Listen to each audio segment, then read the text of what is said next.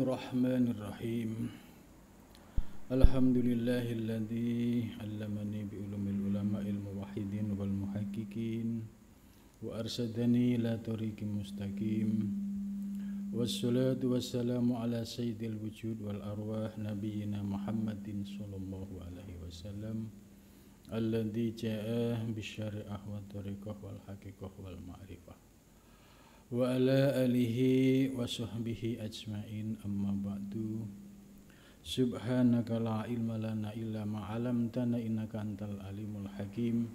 La haula wa la quwwata illa billahil aliyyil azim. Malam ini kita melanjutkan pengajian kitab Tanbihul Mukhtarin dan Tafsir Al-Jailani. Pembahasan kitab Tanbihul Mukhtarin melanjutkan pembahasan sebelumnya, yaitu terkait akhlak para sufi yang sholihin dalam memberikan nasihat terhadap dirinya supaya tidak mengikuti perbuatan-perbuatan tercela yang dilakukan oleh orang lain atau orang-orang terdahulu. Tujuannya supaya bisa mengambil ibrah. Dengan mengambil ibrah tidak jatuh pada lubang yang sama, ya, tidak mengikuti perilaku-perilaku negatif yang dilakukan oleh orang lain maupun orang-orang terdahulu. Pembahasan malam ini sampai pada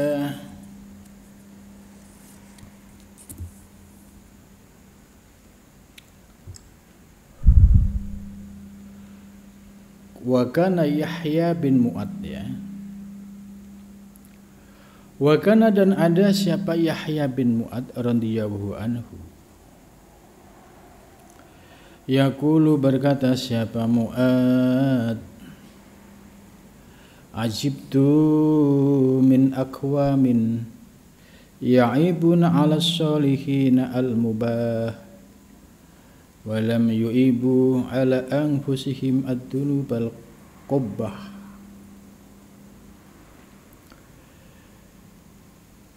Yahya bin Mu'ad berkata, ya, yaqulu, ajibtu, aku kagum, min aqwamin, dari kaum-kaum, ya, aqwam jamaknya kaum. Ya'ibuna, mereka mencela, ala sholihin, atas orang-orang soleh, al-mubaha, terhadap perbuatan yang mubah.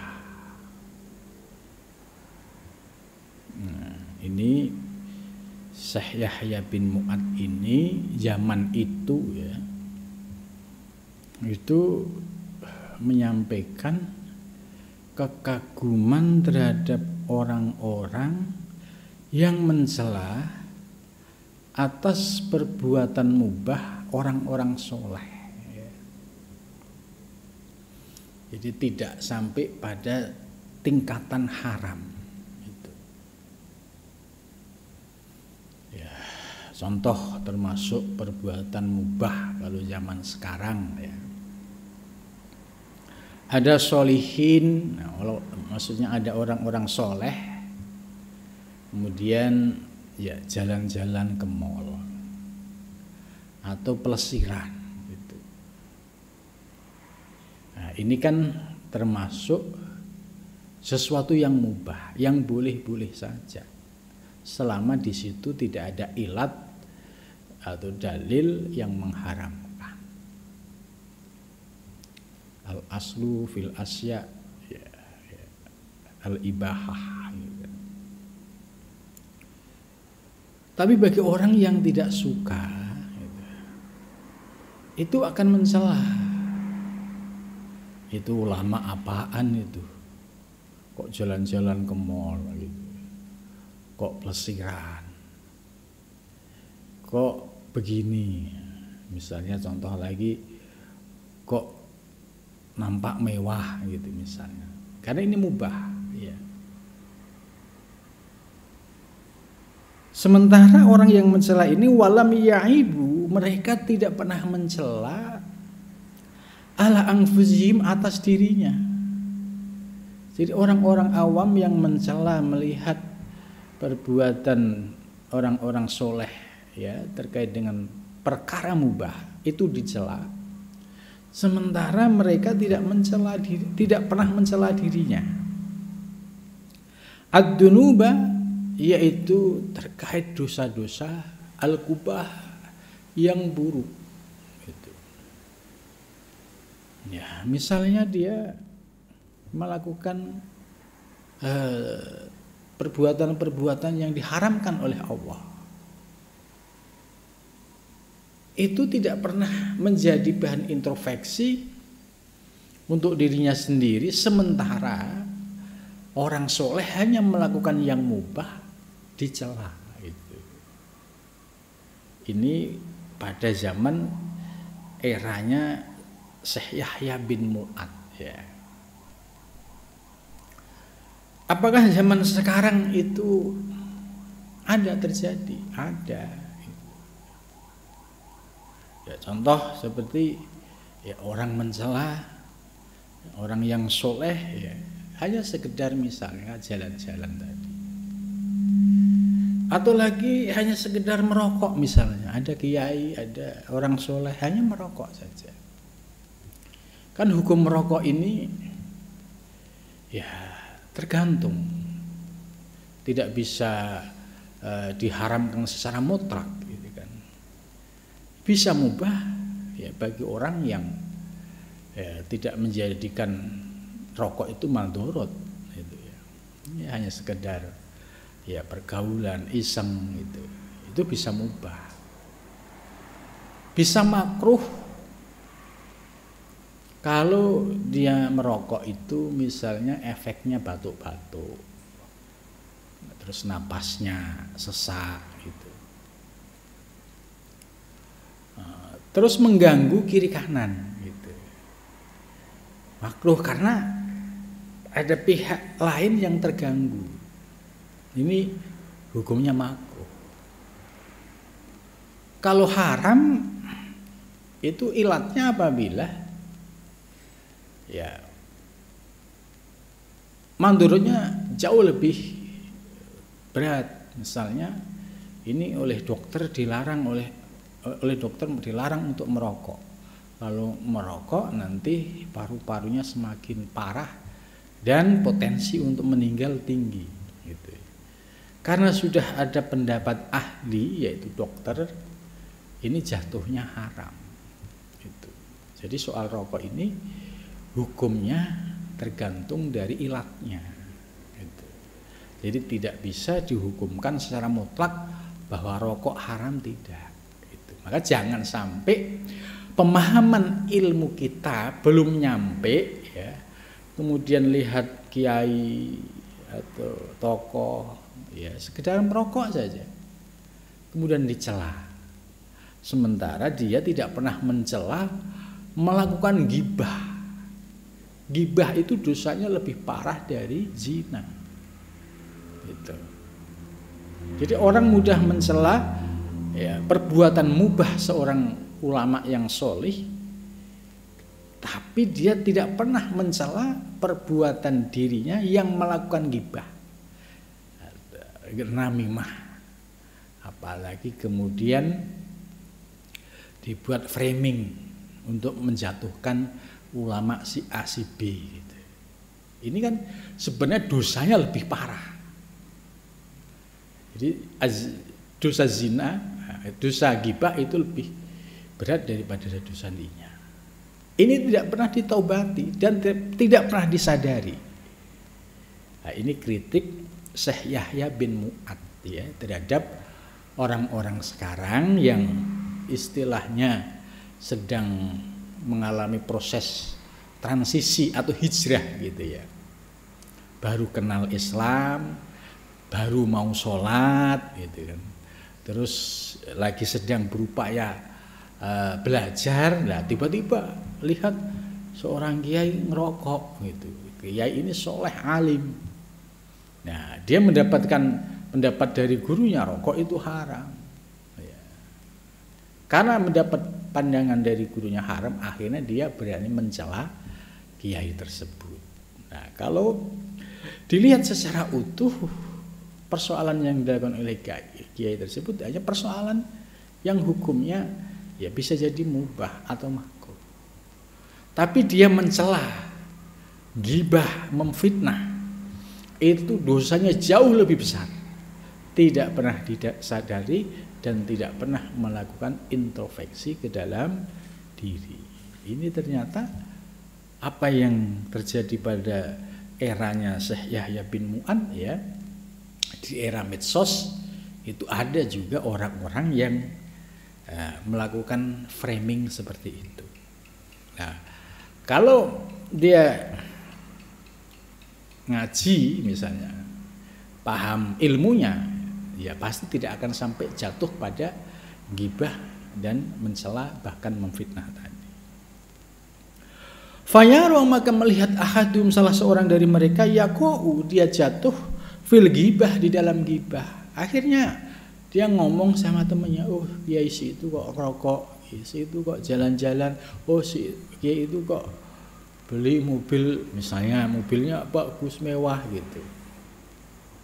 Jadi kayak nggak boleh gitu kiai seperti itu, padahal ini perbuatan mubah gitu. Akhirnya dia ghibah, terus namimah, dan namimah apa? Provokasi. Karena dia sudah tidak suka, akhirnya di framing, terus dibikin narasi, ya, terus di share dari grup ke grup. Itu dosanya sudah dosa jariyah. Gitu. Wal hasadi, dan hasad, wal hikdi, dan hukut. Ya, hasad itu ya, iri, misalkan nggak seneng terhadap kiai itu gitu. Wah, ini kesempatan nih gitu. Akhirnya hasad ini kemudian menjadi penyakit yang melahirkan penyakit-penyakit batin yang lain. Ya, dari hasad tadi iri dengki, apalagi kiainya itu mobilnya mewah misalkan. Waduh, iya ini mewah gitu kan. Nah, terus di framing macam-macam. Dari mana? Awalnya dari hasud tadi. Ya. Nah, pertama dari suudon, hasud, kemudian wal hikdi. Itu hukut itu dendam yang ya masuk ke dalam hatinya yang susah untuk dihilangkan. Itu. Ya, ini bahaya ya. Dari persoalan sepele, kalau tidak tahu dampak yang akan ditimbulkan dari aspek dosa-dosa batin, ternyata ya menjadi malapetaka.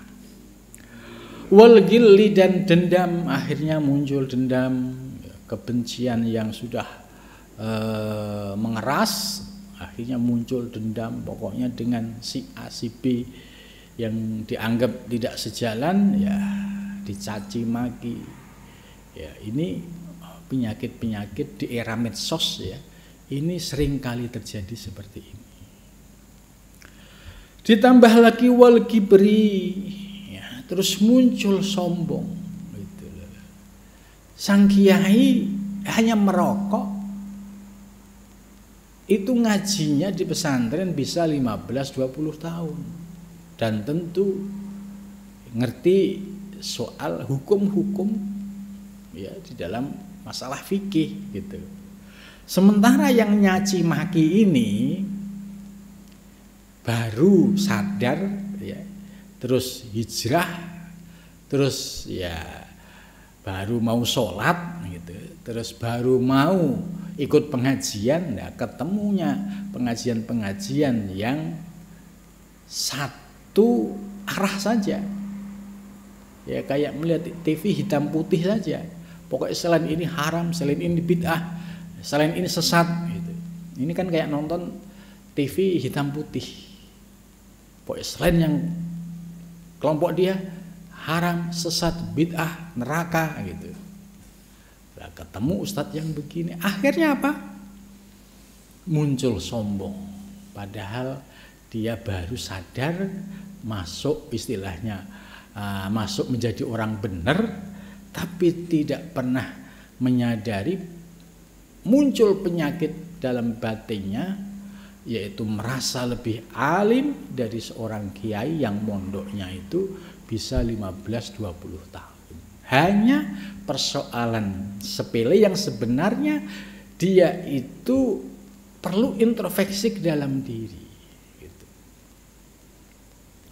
Wal ujbi, dan ujub, ya ujub, akhirnya ujub. Wah, saya yang baru hijrah setengah tahun yang lalu aja sudah tidak merokok gitu kan. Masa itu kiai merokok itu. Ujub, dia merasa bisa berubah tidak merokok. Padahal status hukumnya rokok menurut pandangan Islam, ya dari aspek kaidah usul fikih, ya pandangan fikih itu kan variatif pandangannya. Sementara dia nontonnya TV hitam putih, ketemu ustadz yang tekstual. Kalau nggak begini haram, nggak ini bid'ah, nggak begini neraka. Akhirnya terpolarisasi, ikut-ikutan menjadi tukang fitnah, ujub, ya heran.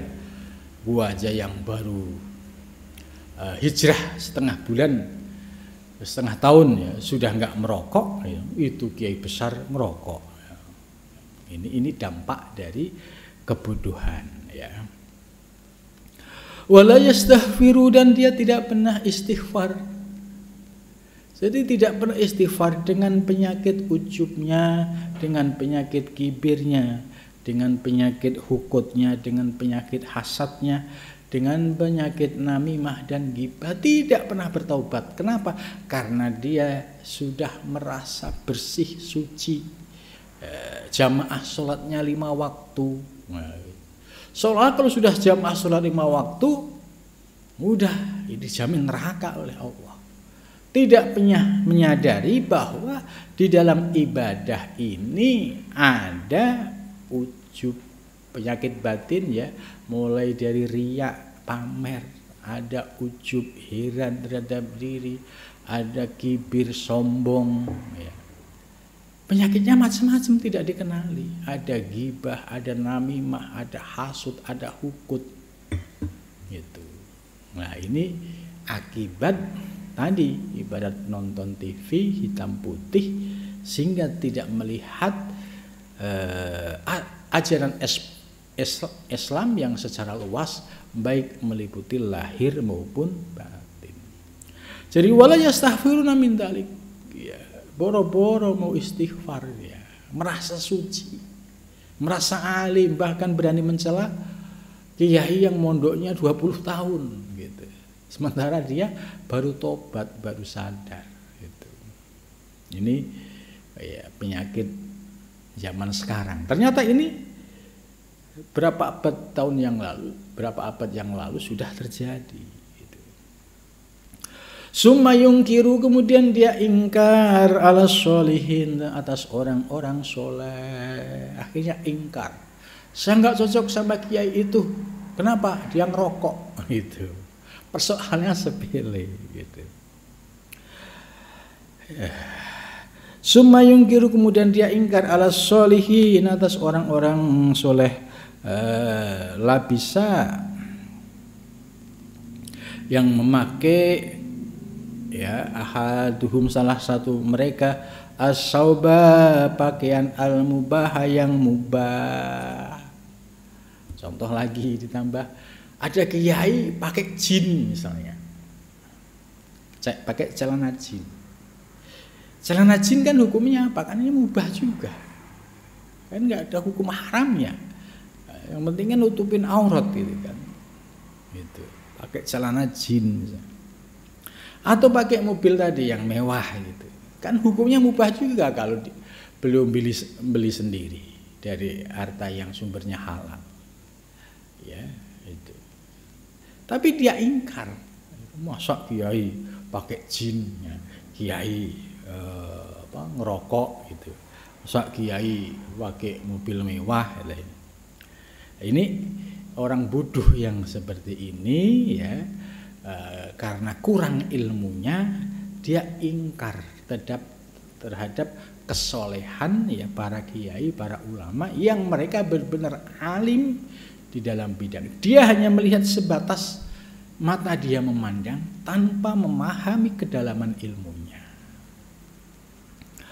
Au akala atau makan al-halwata yang manis gitu.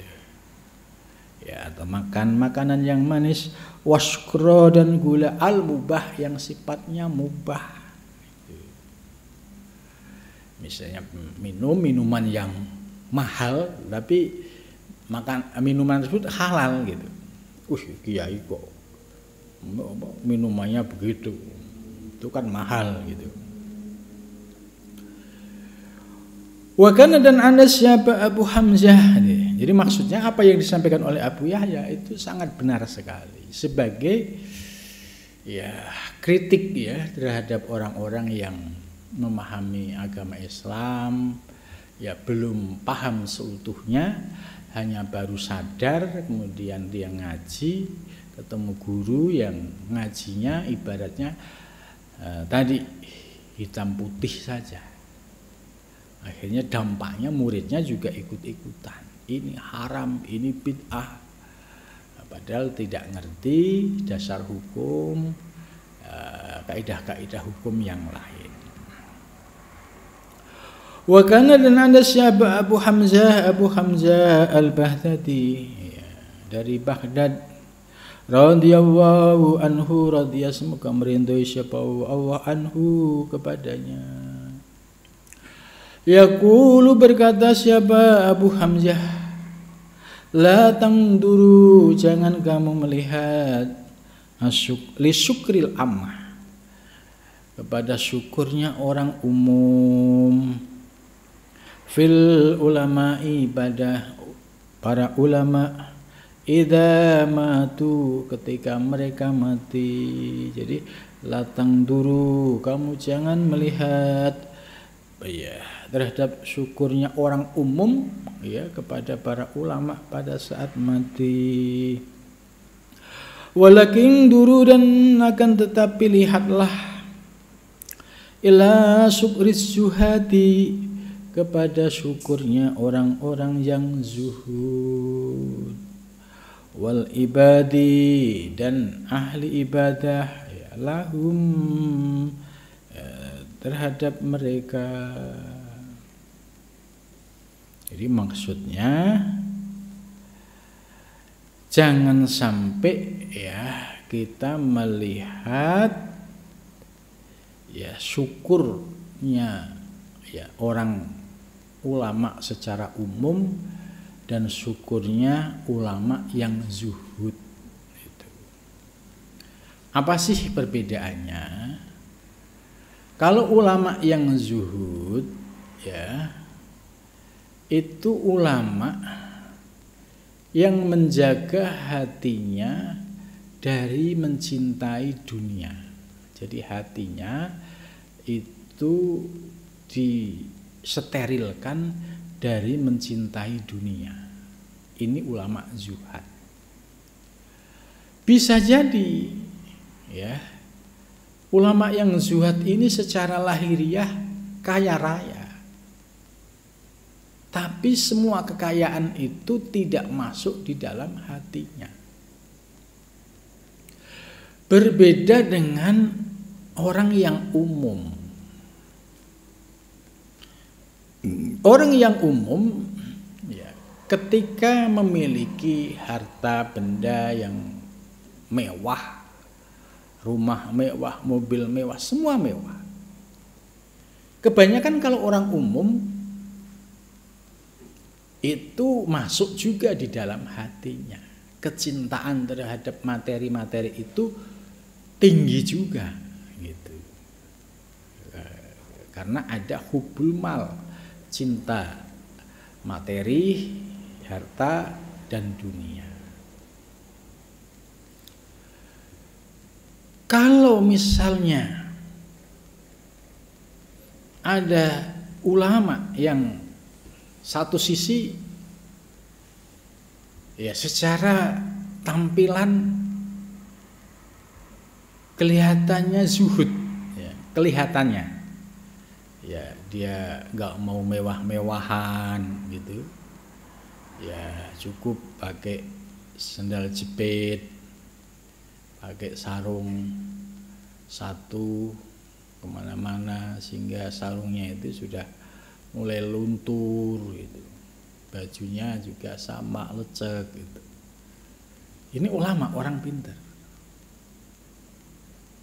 Apakah dijamin hatinya zuhud? Ya. Belum tentu. Melihat zuhud tidak dari aspek penampilan. Bisa jadi ada yang zuhud dengan tampilan yang sederhana, bisa jadi.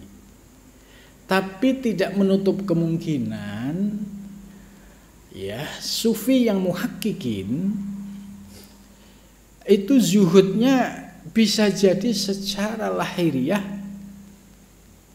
dikepung dengan materi, dikepung dengan kedudukan, tapi hatinya hanya untuk Allah. Justru riyadoh yang seperti ini jauh lebih berat tinimbang ya memang nggak ada apa-apa.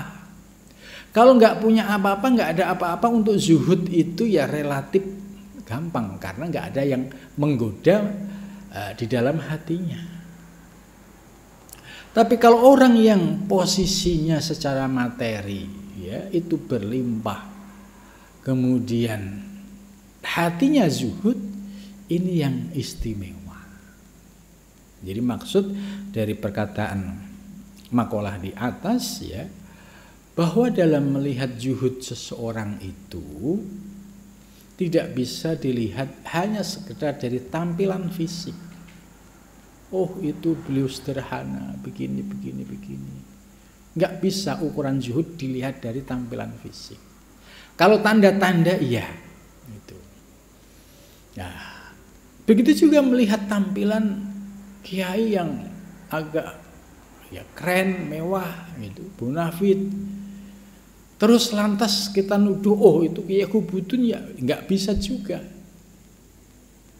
Siapa tahu kalau tengah malam ya beliau senantiasa sholat tahajud, istighfar, sholawat gitu, dan selalu minta perlindungan Allah dari mencintai dunia gitu.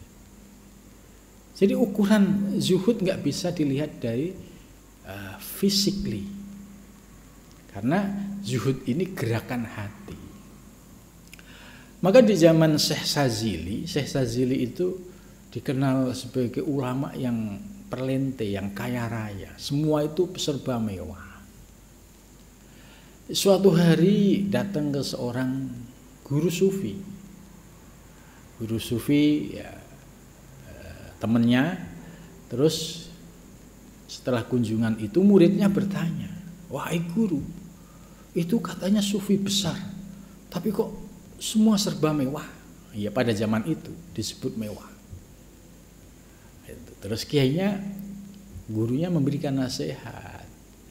Beliau membawa atribut-atribut kemewahan itu justru lebih mulia ya dibandingkan orang yang tidak memiliki apa-apa seperti Anda, tapi hatinya hubud dunyanya tinggi gitu. Sudah nggak punya apa-apa tapi hubud dunyanya tinggi. Ini yang justru yang menjadi malapetaka.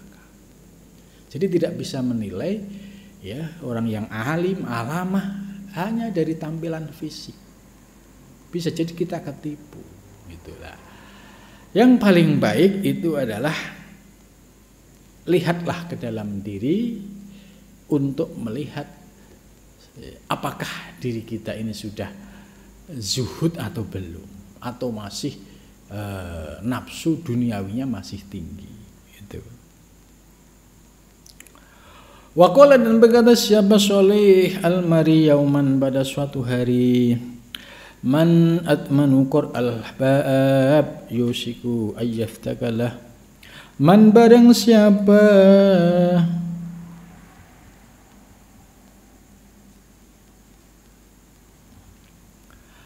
atmanu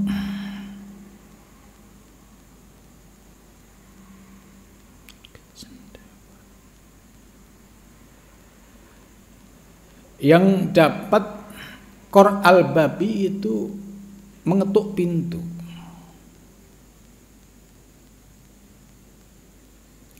Yusiku mendekatkan ayyaftaha, ya hendak terbuka lahu baginya. Faqalat, maka berkata lahu kepadanya imra'atun, seorang perempuan, wahal ukhliku, apakah ditutup babuhu, pintunya, babu ta'ala, pintu Allah Ta'ala, qotun, sama sekali. Faqala, maka berkata siapa solihun, orang yang soleh, imra'atun akolat, wa syekhun jahlun. Jadi maksudnya apa sih yang membuat pintu-pintu ilahi itu terbuka atau tertutup? Itu.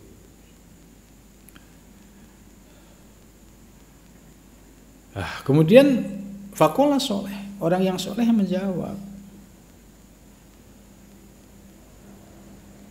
yang menyebabkan pintu ilahiyah, ya, itu tertutup, ya, imratun akolat, yaitu orang yang terpedaya, ya, mencintai imro'ah, perempuan, kemudian mengalahkan akalnya, bahkan sampai mengalahkan Allah. Nah, ini yang termasuk orang yang terpedaya.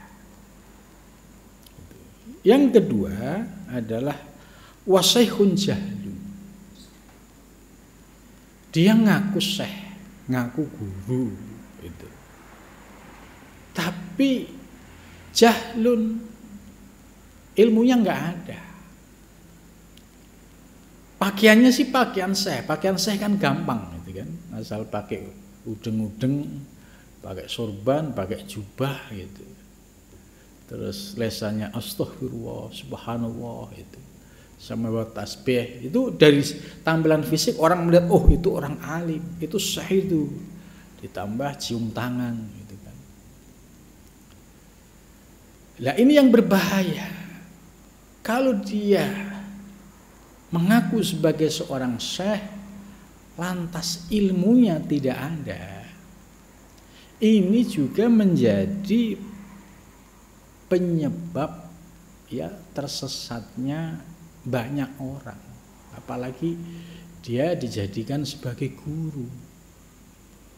Ilmu zahir, ya, tidak menguasai, ilmu batin tidak menguasai, dalil-dalil hukum syar'i juga tidak menguasai, tapi yang dibicarakan urusan agama. Ini yang disebut wasaikhun jahlun, ya, seorang syekh ngaku-ngaku dirinya syekh, kemudian secara keilmuan tidak memiliki kemampuan itu, dan dia senang pakai pakaian, ya, surban, jubah gitu. Ini yang masuk syekhun jahlun, ya, syekh yang bodoh, yang ini bisa menyesatkan umat itu. Jadi apa yang disampaikan oleh mu'alif di sini ini bisa menjadi kritik, ya, kritik terhadap orang yang mendeklar dirinya seorang syekh gitu, kemudian pengen banyak punya pengikut, sementara dalil-dalil atau keilmuan tidak terpenuhi. Gitu. Ini yang paling dolun, sesat menyesatkan itu di sini. Nah, terkadang ini ya disenengin gitu loh. Dan yang paling parah ya muridnya sudah jelas kemampuannya terbatas, tapi kemudian tidak pernah berpikir secara jernih gitu. Wa kana, dan ada siapa Isa alaihi salatu wassalam yaqulu, berkata, la yusabbibun nabi awis sholih ila ahli madinati. La yasubbu, tidak boleh mencela siapa nabi awis sholih atau orang soleh ila ahli madinati, kecuali ahli Madinah, ahli kotanya, au jironihi, atau tetangganya, li'annahu, karena sesungguhnya dia yansahuhum, ya dapat memberikan nasihat kepadanya, fayakrihunahu, maka dia tidak menyukainya, wa yasubbunahu, dan mereka mencelanya. Wa kana, dan ada siapa Yahya bin Mu'ad,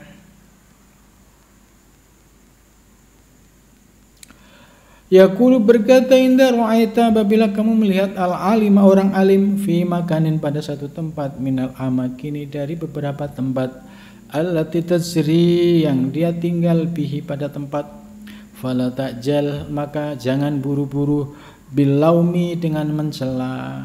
Jadi kalian ketika melihat orang yang alim, orang yang soleh pada satu tempat, ya betul tempatnya ini nggak bagus lah. Contoh ada seorang alim, ya, terus orang alimnya ini misalnya ke diskotik gitu ya.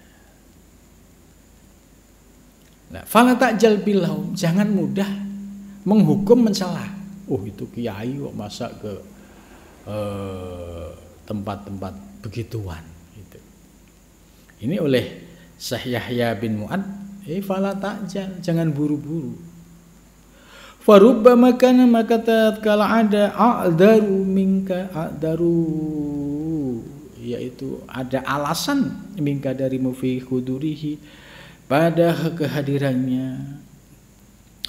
Bisa jadi dengan hadirnya seorang soleh di tempat-tempat maksiat tadi, itu ada dasarnya, ada alasannya. Itu. Wa aqallu lauman, dan paling sedikit mencela, minka, darimu, ala laumika, atas mencela dirimu. Jadi jangan mudah mencela, menjustifikasi. Kalau ada seorang ulama, ya kebetulan ada pada satu tempat, yang tempat inilah disebut maksiat, misalnya tempat judi gitu.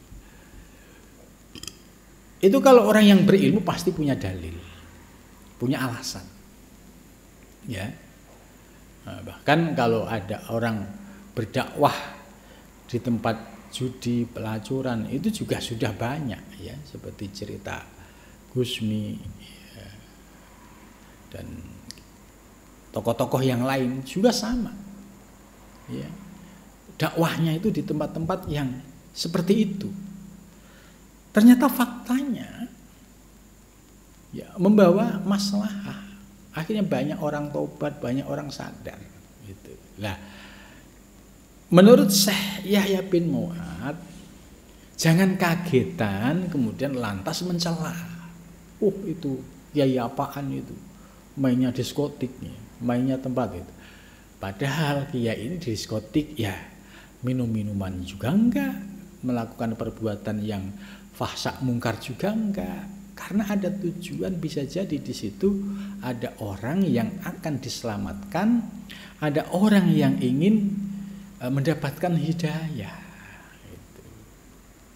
Nah, ini kan sudah terbukti seperti Gusmi, ya, banyak orang yang menjadi sadar, ya, karena harus didekatin, ya, di tempat mereka itu dengan sekali ngobrol, 2 kali, 3 kali, kemudian dimasuki, beri nasihat, akhirnya banyak membawa dampak positif, yaitu bertobatnya mereka.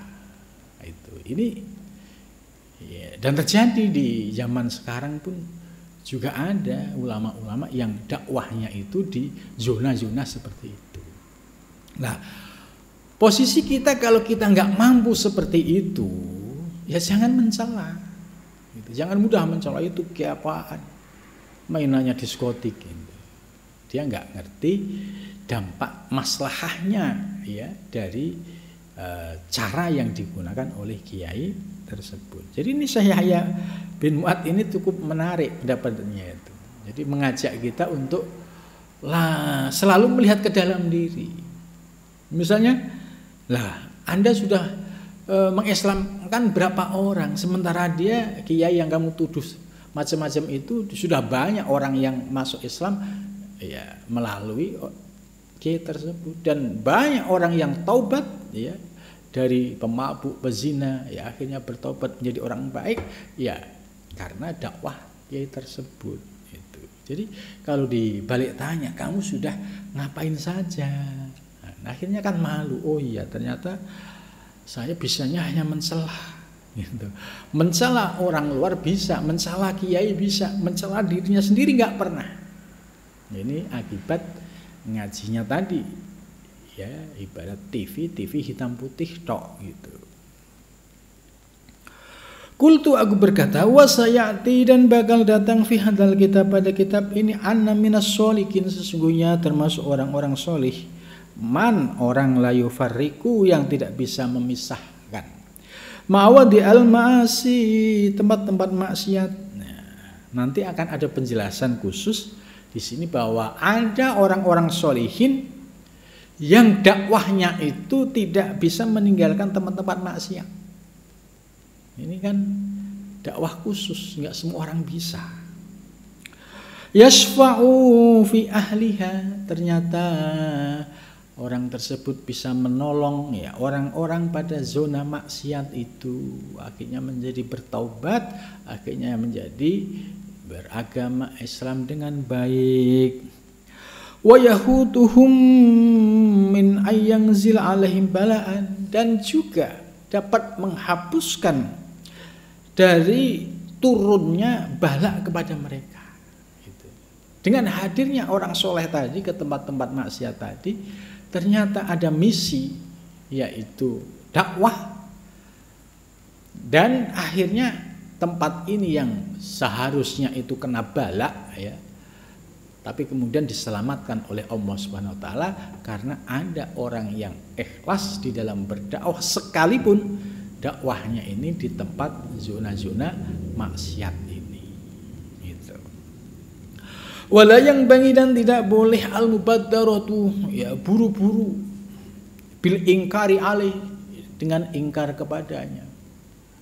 Belum apa-apa sudah ingkar. Wah, itu sudah gak benar itu. Masa dakwah di tempat pelacuran, masa dakwah tempat diskotik itu. Terus itu kiai nggak bener itu. Itu pasti ya kiainya ikut-ikutan. Nah, ini kan suudonnya. Padahal faktanya ya banyak orang bertaubat, banyak orang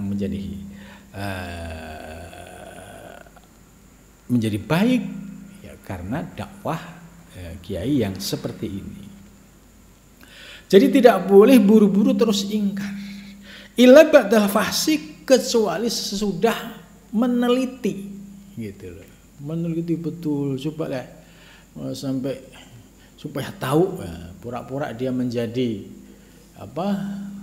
tamu di diskotik. Oh, ternyata ketika di diskotik dia ngobrol sambil memberikan pencerahan-pencerahan ilmu gitu. Jadi harus diteliti betul, nggak asal ngomong gitu, nggak, apalagi suudon an khalihi, dari keadaannya, dari tingkah lakunya. Jadi wallahu a'lam bishawab ya. Jadi menarik ini apa yang disampaikan dalam kitab ini. Jadi dakwah di tempat-tempat yang itu sebagai zona ibadah itu biasa. Dakwah di pesantren, di masjid itu hal biasa. Tapi dakwah di zona-zona merah, zona yang kemaksiatan, dia tidak larut dalam zona kemaksiatan, tapi bisa memberikan secercah cahaya nur ilahiyah, ini jauh lebih utama. Tapi ya orang-orang yang seperti ini bisa melakukan seperti ini ya, yaitu orang-orang yang diberikan kemampuan kelengkapan ilmu oleh Allah. Gitu. Jadi nggak bisa hanya gaya-gayaan ikut-ikutan. Gaya mau kelihatan gaya, ternyata keseret. Ini kan bahaya.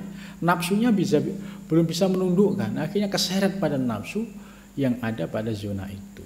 Gitu. Jadi kalau kita melihat ya fenomena kiai dakwah di tempat pelacuran, dakwah dengan orang-orang yang dianggap nakal, diskot, itu jangan suudon dulu, diteliti dulu sejauh mana fakta yang terjadi.